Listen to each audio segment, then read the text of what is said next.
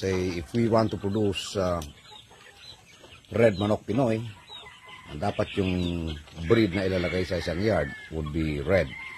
Kung gusto natin ng bulik na manok Pinoy, then we set them in a different yard. But karamihan dito mga itim actually. Yan po sila. Naninibago pa siguro itong iba. And but they're doing fine. Kompleto pong vaccination ito.